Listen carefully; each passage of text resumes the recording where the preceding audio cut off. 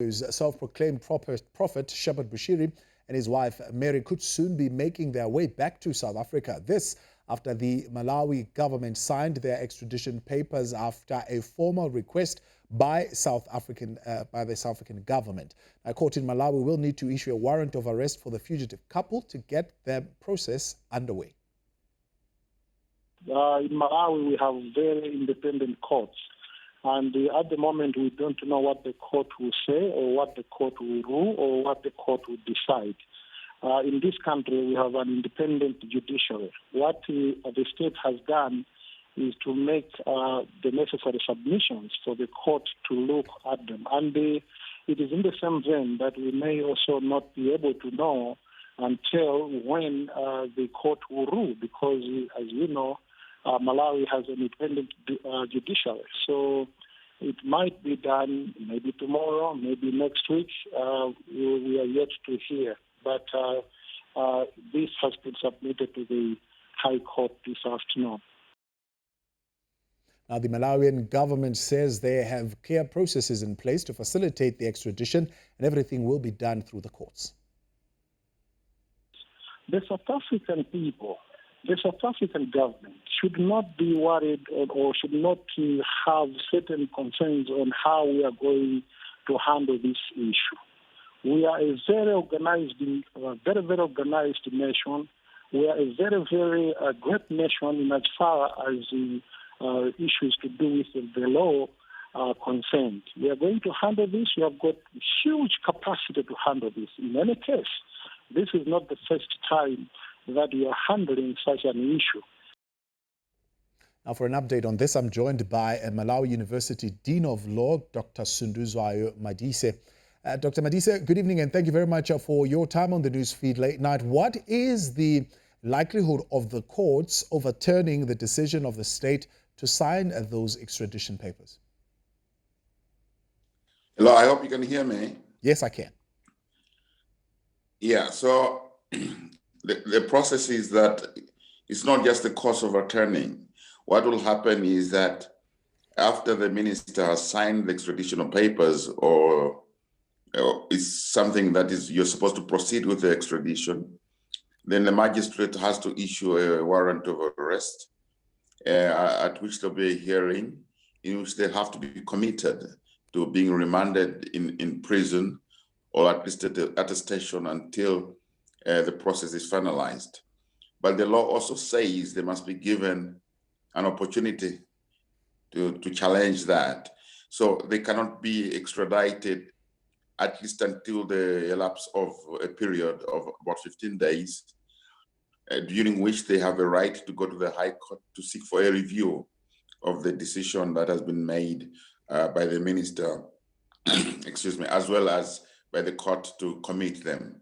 So during that process, they have a right to challenge it, they have a right to review it, and they may also potentially be able to appeal to the Malawi Supreme Court of Appeal.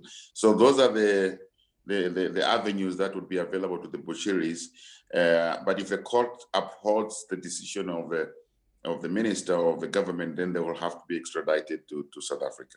What sort of evidence would the South African governments had needed to present to the minister for the minister to reach this decision?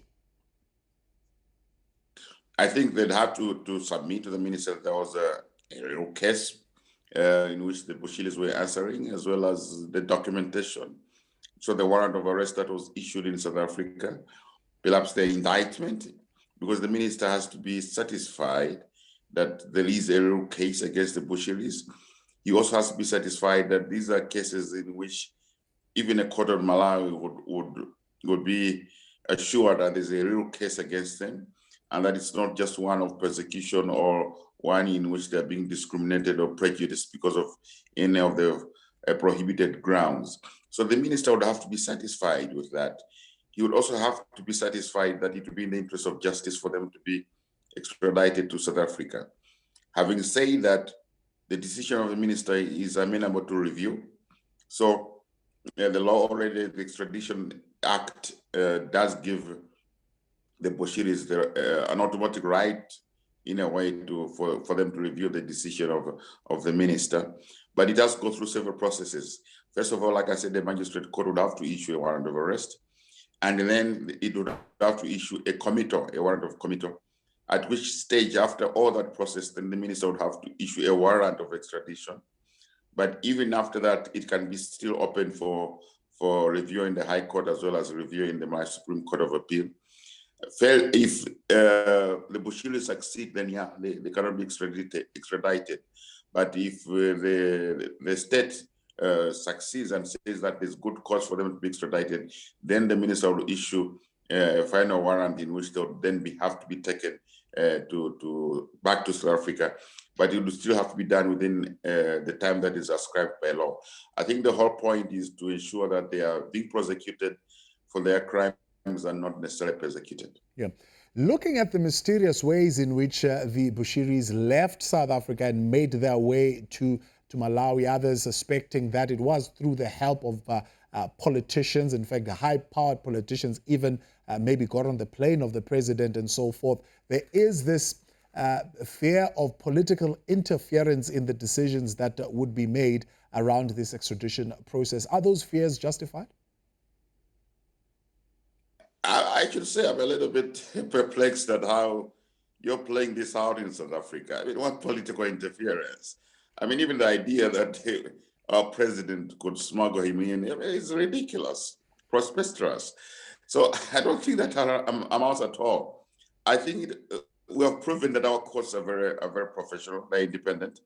And I don't think they're going to be swayed by the politics. In fact, we don't even see the politics. One wonders what politics we're talking about here. Yeah, the Bushiris are maybe not ordinary fugitives. They are well known in South Africa and here in Malawi, but they're not political figures at all. So the issue of politics maybe doesn't arise. Of course, the fact that you're dealing with extradition of people of their nature has political connotations, has diplomatic connotations, but I would be very slow to say that the politicians would be able to influence the decision. I think that the decision by the minister is as far as you can get from a political perspective. But even then, his decision would have to be based on the law as well as the evidence that was before him. After it has left the minister, then it's up to the courts, and the ministers or any politician cannot interfere with that. Right. The decision for the stadium where they were going to be holding their overnight revival meeting at New Year's Eve, that being cancelled, or at least the permission to use the stadium being cancelled, is it any way linked to this decision of the minister deciding to sign the extradition papers? Are we drawing any linkages between the two? I don't know. I think I'll be lying. Of course, there have been a lot of insinuations, even here in Malawi, that others have put up a connection between the two. But without evidence, it's very difficult. You know, people speculate quite a lot. And in this modern age of the internet and the digital media, people speculate quite a lot. I've read the letter from the stadium manager. I think the issue of COVID-19 is serious. I personally was a little bit disturbed that a decision was made to allow such a huge gathering of a stadium in the middle of such a pandemic. But having said that, I am not in the health services and I don't make those decisions. So I don't know why he was allowed in the first place.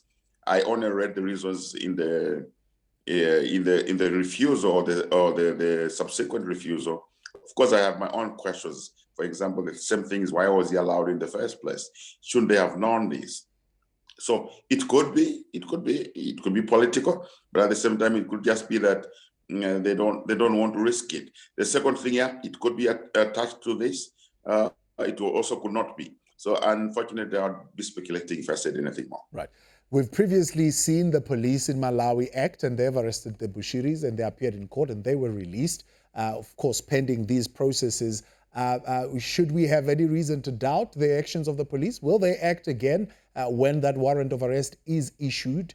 But also, the other question would be, the Bushiris have evaded the law here in South Africa. What are the chances of them escaping in Malawi?